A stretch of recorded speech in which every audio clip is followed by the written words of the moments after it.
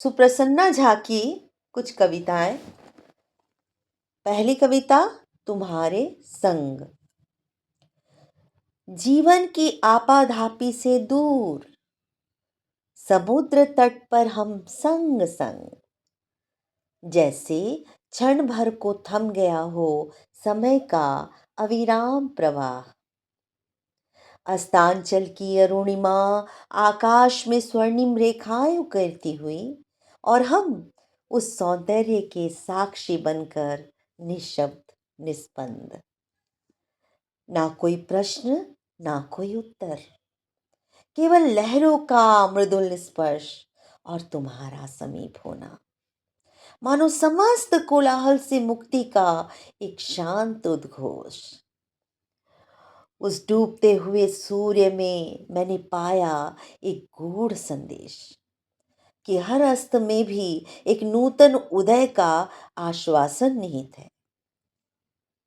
और तुम्हारे संग उस क्षण को जीते हुए यह अनुभव हुआ कि जीवन का समस्त अर्थ कभी कभी केवल साथ होने में ही सिमट जाता है। अन्ना जी की एक और कविता, तुम मुस्काते हो। जब संध्या का धूमिल आंचल नभ पर धीरे छा जाता है और थका हुआ दिन चुपके से अंधियारे में सो जाता है, तब स्मृतियों की मंद तरंगों पर तुम चुपके से आ जाते हो।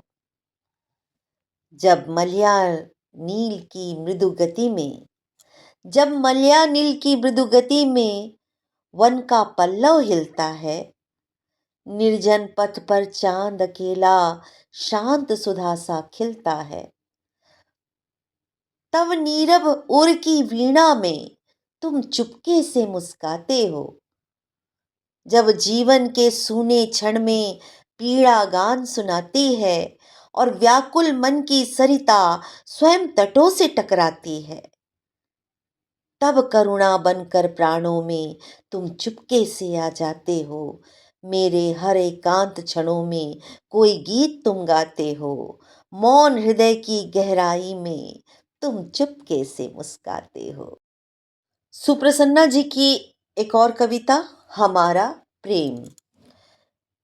न मैंने कभी अधिकार प्रकट किया, न तुमने ही स्वामित्व का आभास दिया। न बंधनों का आग्रह रहा, न अपेक्षाओं का कोई कठोर अनुशासन।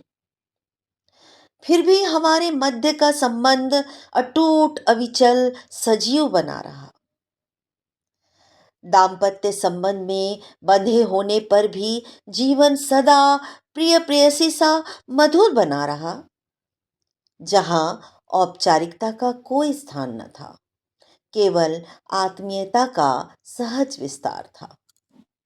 मान भी था जो रुष्टता में भी स्नेह की छाया के लिए रहता, और मनुहार भी जो प्रत्येक विराम को पुनः मधुर आरंभ में परिवर्तित कर देता। संवाद होते रहे दूर में भी, कभी पत्र तो कभी दूरभाष, मौन में भी अनगिनत अभिव्यक्तियां खिलती रहीं। हमारा प्रेम नियंत्रण नहीं, समर्पण था। बंधन नहीं, विश्वास था।